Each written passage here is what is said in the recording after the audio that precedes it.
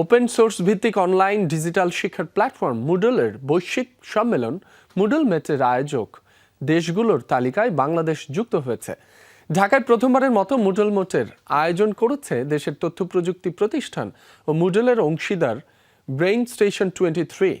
দিনভর নানা আলোচনায় এটি উঠে এসেছে যে কৃত্রিম বুদ্ধিমত্তা এখন আর ভবিষ্যতের কোনো ধারণা নয়, এটি এরই মধ্যে শিক্ষা, দক্ষতা উন্নয়ন এবং কর্মক্ষেত্রের শেখার বাস্তব অবকাঠামোর অংশ হয়ে উঠেছে। এই আন্তর্জাতিক সম্মেলনে দেশ বিদেশের শিক্ষা প্রযুক্তি বিশেষজ্ঞ, বিশ্ববিদ্যালয়ের শিক্ষক, মানব সম্পদ ও প্রশিক্ষণ ব্যবস্থাপক, প্রযুক্তি উদ্যোক্তা এবং নীতি নির্ধারণী পর্যায়ের প্রতিনিধিরা অংশ নেন। মহাখালীর ব্রেইন স্টেশন 23-র কার্যালয়ে অনুষ্ঠিত এই সম্মেলনে ফিলিপিন ও অস্ট্রেলিয়া থেকে দুজন বিশেষজ্ঞ অনলাইনে যুক্ত হয়ে তাদের উপস্থাপনা তুলে ধরেন। দিনব্যাপী সম্মেলনের মূল প্রতিপাদ্য ছিল কৃত্রিম বুদ্ধিমত্তার মাধ্যমে শিক্ষা ও কর্মক্ষেত্রে শিখন ব্যবস্থার বৃহৎ পরিসরের রূপান্তর।